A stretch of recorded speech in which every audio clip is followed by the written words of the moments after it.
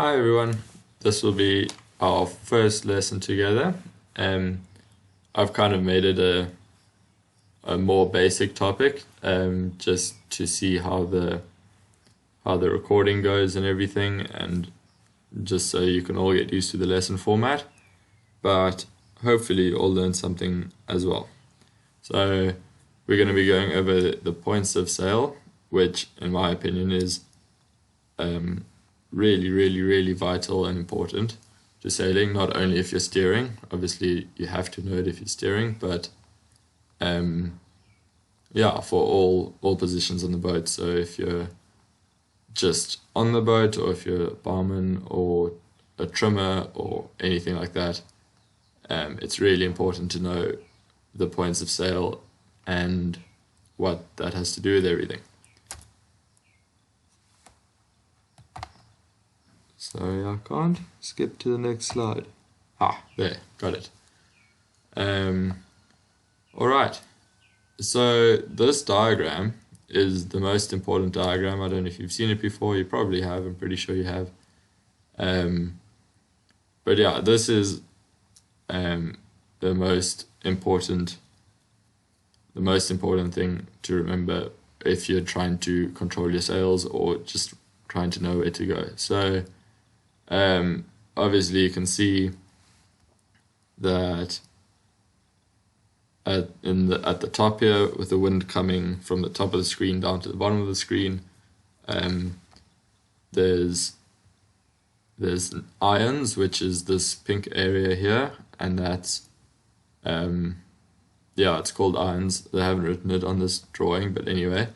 And then coming down from that, you get all the real kind of sailing that can happen. So starting at the top with the wind coming down still, you've got close hold or beating, which is when you're trying to go upwind, and then as you move further away from the wind, you get close reaching, beam reaching, broad reaching, and running.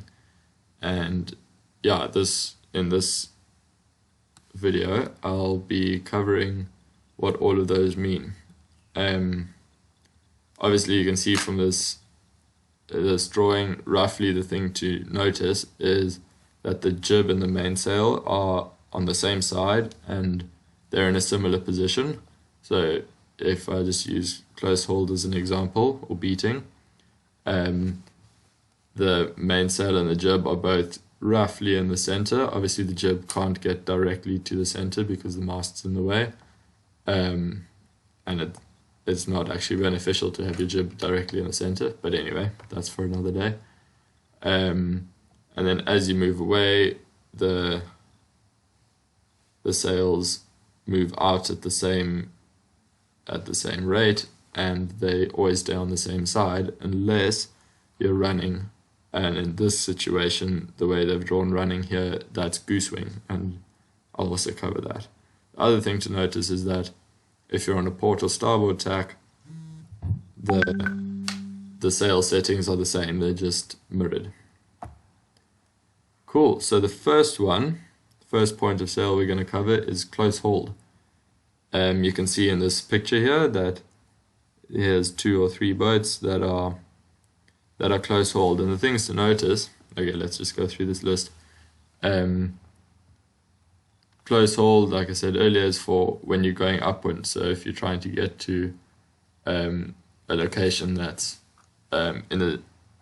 that's where the wind is coming from, then you'll want to beat and tack and make it upwind. So to do that, you pull all your sheets in really tight. That's your most of the time we have 2 sails in the boat, so that's head sail and mainsail. You pull the sheets in really tight, and you can see in this picture here that that's exactly what the boats are doing. You can see the mainsail is pretty much in the center of the boat, and the jib is really close in as well.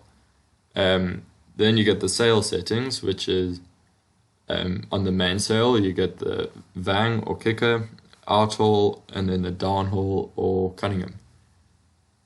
So the general rule for going upwind is that these things must be tight. The outhaul at the end of the mast must be pulled tight, and you can see in this picture the foot of the sail is really flat. That's what the outhaul does.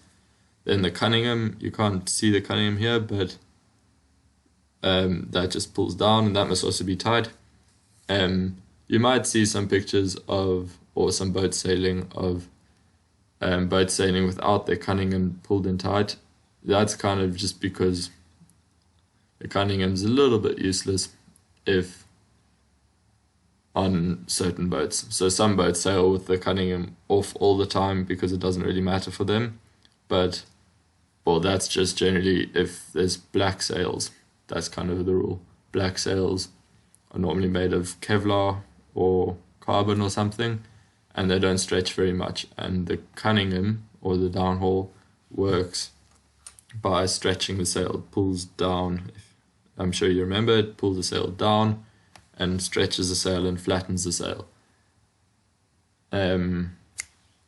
Sorry, I got a bit distracted there. But anyway, most of the time when we're sailing, we'll pull the Cunningham or the downhaul tight, and that flattens the sail.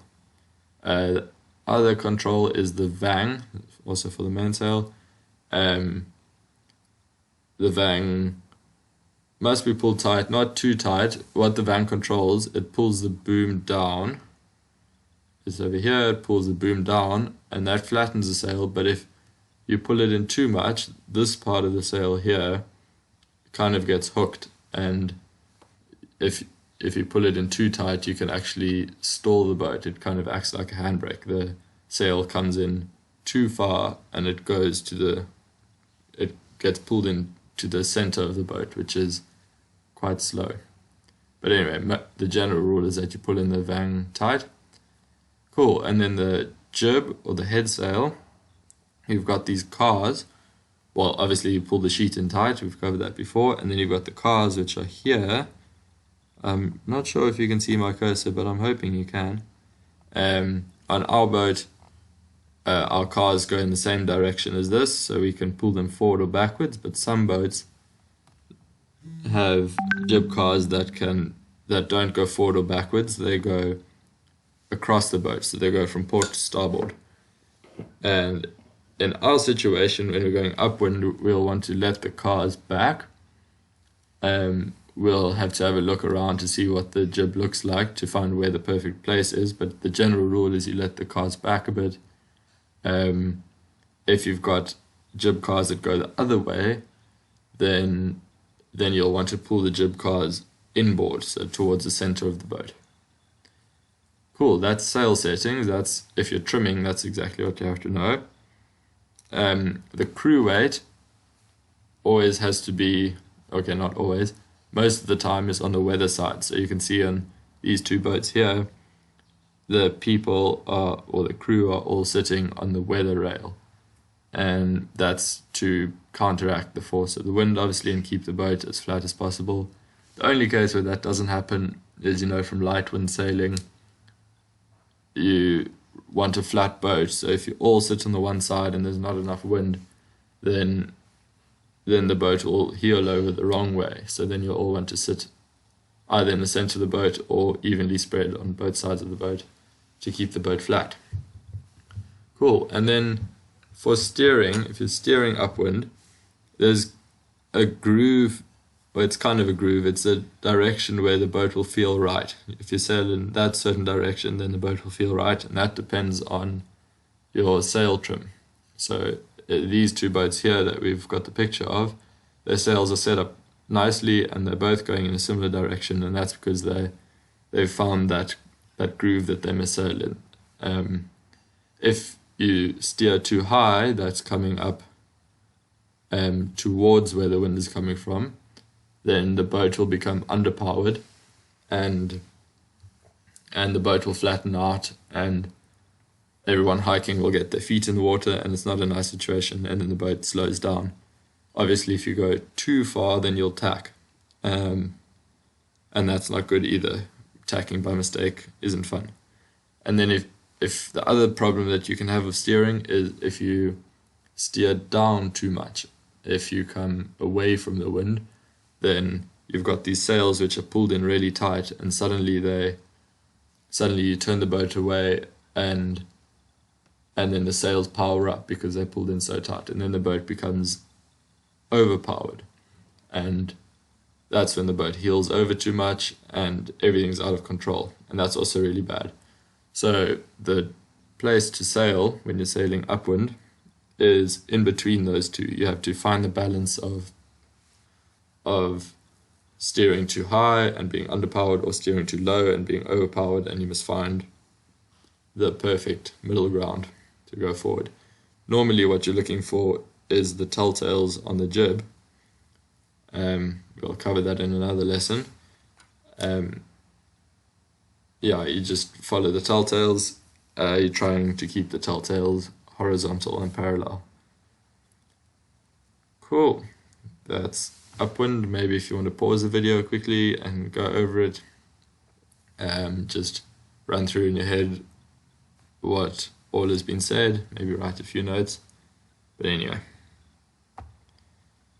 the second point of sail is running, and this is going directly downwind. If you remember from that diagram I put up right in the beginning, in that diagram they didn't have spinnakers, but spinnakers are quite important, so I'm going to go through spinnakers.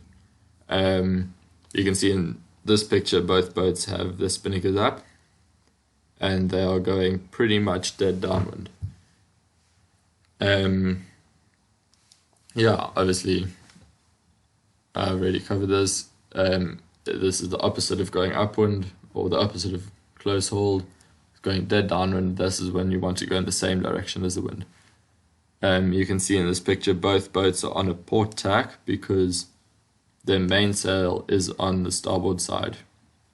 The normal way to the kind of definition of if a boat's on a port or starboard tack is the opposite tack of the side that the sails are on. So we can look at the mainsail in this case, and because the mainsail's on the starboard side, that means the boat's on a port tack. Okay, so the sail settings that we use for the mainsail, the general rule is that it's a complete opposite of upwind, and you let everything off. You must loosen everything. So the outhaul and the downhaul must be loose. The vang is a tricky one because it controls things in a weird way. So you let it off a little bit, but not a lot. And if possible, someone must be trimming the vang at the same as you sail. And that does the same thing as upwind. It flattens the sail or makes the sail a bit more bagged. But yeah, we'll have to go through that when we can actually sail, so I can show you. I don't know how to explain the vang without a real sail. And in the head sail, if you keep it up, you can see the boat in front has the head sail up. The boat at the back, they have it partially up, but they've released the halyard and it's fallen down. This is because the spinnakers are up and they can take the head sail down. So if you have the head sail up, you want the cars all the way forward, or if your cars go across the boat, you want the cars outboard. That's just to get a better shape on the jib. And then the spinnaker, that's a very complicated one. So we'll have to do that in another lecture, in another lesson. But basically you can see here from this picture, the two blue spinnakers are up, and they've got a spinnaker pole, which you can kind of see in the bottom right corner of the spinnaker. That spinnaker pole holds the spinnaker out to the windward side, and then there's a rope running from that corner to the boat, which is called the guy, and then the other corner, which is the bottom left corner in this picture, there's a rope running from there to the back corner, and that's called the sheet. And then obviously you've got the halyard at the top there. But we'll cover everything to do with spinnakers in another video, including hoisting them and dropping them and how to jibe them. Yeah. Cool, and the crew weight for running downwind, is in the center of the boat, because if the wind's coming from behind the boat, it doesn't push the boat over too much. So you can see from this front boat, everyone's sitting in the middle, and that's just to keep the boat stable. But what you should actually do is everyone should get their weight as low as possible. So these people are all sitting up top on the coach roof, and then their weight is quite high. This makes the boat quite unstable. So what you want to try and do is get your weight as low as possible, and maybe sit in the cockpit or on the sides of the boat, not on the coach roof, just to stabilize the boat quite a bit. Okay, and then the same as going upwind. What to do if you're steering. If you're like this and you steer too high, so in the case of these two boats, if you steer to port too much, the boat's going to become overpowered and you might broach. This is just, it's difficult to explain it, but we'll be able to see it when we're back on the water. Coming up too high, the boat normally heels over quite a lot, and if you've got a spinnaker up, that normally doesn't go too well either. If you steer too low and you're running, then this is where you jibe. Normally, because when you're running, you're so close, you're going in the same direction as the wind. So if you steer too low, you just jibe pretty quickly. So you don't want either of those to happen. The perfect place to steer is directly in between those. Normally you're going in the same direction as the waves, so the waves are quite an important factor to take into account. And you'll have to, most of the time, steer according to the waves, but you don't want to go too high in case you broach, and you don't want to go too low in case you jibe.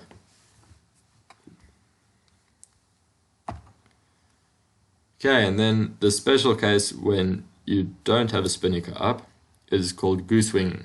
This is the only picture I could find of goosewinging. It's not the best picture, but anyway, you get the point. You have the jib and the mainsail on different sides of the boat. This is mainly used if the crew is quite inexperienced, or you just don't feel like putting up the spinnaker. Maybe if you're only going for a afternoon cruise and you don't want to have all the hassle of unpacking the spinnaker and packing the spinnaker, or if you've got very strong winds. A spinnaker and very strong winds can be quite scary. So this way of goosewinging is quite a lot safer and can be a bit more stable. You have to concentrate quite a lot when you're steering, but with a spinnaker you have to concentrate quite a lot anyway. So this way is quite nice for a bit more relaxing downwind. Okay, and then you've got reaching. You can see here, this is Allegria with the asymmetrical spinnaker up. Reaching is roughly in between beating and running. There's three kinds of reaching I'll cover. Right now I'm going to be talking about beam reaching, which is when you're traveling perpendicular to the wind. And then there's the other two kinds of reaching are close reaching and broad reaching, which are a bit more similar to upwind and downwind. So in reaching, in this case beam reaching, you want your mainsail, all the settings must be quite loose. So that's your outhaul and your downhaul must be quite loose. And then the vang, in this case, if you remember, for going downwind, you loosen the vang a little bit, but now that you're reaching, you loosen the vang even more. And while you're reaching, you want to be trimming the vang at the same time. The vang becomes quite important when you're reaching. Your head sail, if you've got one up, in this case, this boat does have a head sail up. Most of the time, if you've got a spinnaker up, you'll take the head sail down. But in this case, this boat has quite a long bowsprit over here. And that long bowsprit means that they can keep the head sail up even though the spinnaker's up. So what to do, the sail settings for the head sail are you normally want you let the sheet out a little bit. Well, if you're coming from close hold to reaching, then you let your sheet out a little bit. And then the jib cars are kind of halfway between the running setting and the beating setting. Yeah, and there's not many other controls for the jib. The mainsail, oh sorry, I've already covered that. I'm getting lost. Okay, and then spinnaker, that we'll have to cover in another lesson as well. In this case, they've got the asymmetrical spinnaker up, and you can see that the one corner, which is the tack, is connected to the front of the boat instead of the other, like the other symmetrical spinnaker that you saw, where the one corner was connected to a spinnaker pole and that was connected to the mast. And these asymmetrical spinnakers are much better for reaching. They don't handle very well when you're running. The crew weight for reaching, you kind of want your weight a little bit to windward, but it's not as important as when you're beating. So you can have a few more people sitting inside the boat rather than hiking all the time. And yeah, so I'll be talking about close reaching and broad reaching and how they're similar to beam reaching in the next few slides. But just remember that they're all called reaching. Here we've got broad reaching. You can see in this picture the boat with their spinnaker up is sailing pretty much dead downwind, and then this other boat, Apple Pie, they're on a broad reach. You can see the angle difference between the two. In this case, Apple Pie doesn't have a spinnaker up, but they've got a very big Genoa up in the front, which kind of does a similar thing. But anyway, I think in this case there's not a lot of crew on Apple Pie, which is probably why they didn't want to put up a spinnaker. Yeah, broad reaching is kind of halfway between a beam reach, which is perpendicular, and running. The mainsail settings, you loosen the out haul, loosen the down haul, and then the vang is loose. The vang is in between reaching and running. If you remember, in running the vang is slightly eased, and in reaching the vang is eased all the way out. In this case, you have to play it by ear and trim it, but put it somewhere in between the two. If you're using a head sail, you want the cars all the way forward, or if you've got the other kind of cars that go across the boat, then you let the cars all the way outboard to the outsides of the boat. And normally you trim the sheet at the same time. You don't just cleat the sheet off like you do when you're going upwind. When you on a broad reach, you'll be trimming that jib sheet all the time because it's quite important. If you've got the spinnaker up, in this case you can use either a symmetrical spinnaker or an asymmetrical spinnaker. In this picture here, this red and black spinnaker is a symmetrical spinnaker, but both kinds work if you're broad reaching. Yeah, that we'll have to cover in another lesson.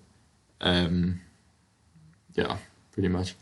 The crew weight for when you're broad reaching kind of depends on the waves. Often if you're broad reaching, the waves are kind of hitting you from the side and from the back, so it can be a bit unstable. But if it's quite strong winds, then the boat will be heeling over quite a lot. So you want to have most people up on the windward side of the boat, and then some other people in the middle of the boat or getting their weight low to keep the boat stable. If the boat's unstable from the waves, then you'll want more people in the middle of the boat and getting their weight low to stabilize the boat. Then you've got a close reach, which is halfway between beating and beam reaching.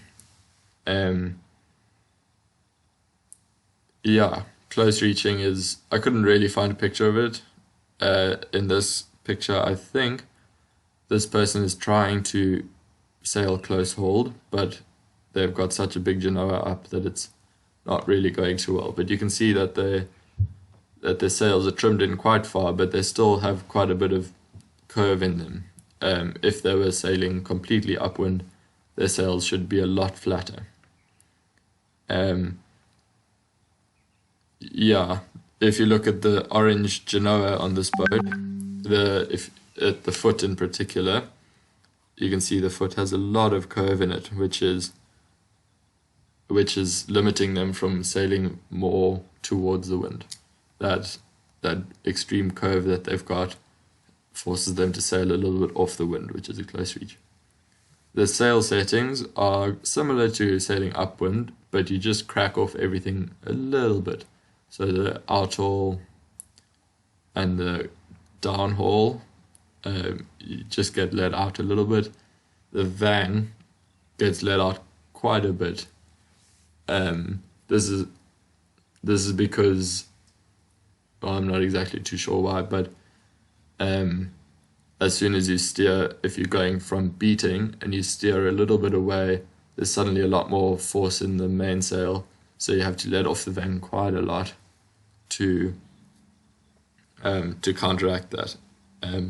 Often, if you don't let off the vang, you can break the vang because the increased power in the mainsail can just rip the whole vang apart, and that's not good, obviously. For the jib or the head sail settings, if you're starting at a beat and you bear away into a close reach, then you'll want to pull the cars a little bit forward. But if you're going from a reach going towards a close reach, then you want to let the cars back a little bit. If you've got the other kind of cars that go across the boat, then you'll just have to play it by ear. You normally the cars are quite far towards the center of the boat, but just a little bit outboard, but not much. In this situation, it's not possible to use a spinnaker if you're close reaching. This is because just the shape of the spinnaker will actually slow you down if you're going in this direction. It'll rotate and pull you backwards, which is not good. So if you're close reaching, you can't put any kind of spinnaker up, not even an asymmetrical spinnaker. And then the crew weight, in this picture they've got very little crew, but you can see that one person in yellow sitting on the weather rail or on the weather side of the boat. In general, you want to keep all your crew weight in the same position as beating, which is on the weather rail or on the windward side of the boat. That's to balance the forces of the wind on the sail. Okay, let's go back. Thank you for watching. I hope you learned something. If something didn't work, please let me know. Or if you've got any questions, please send me a message. Thank you.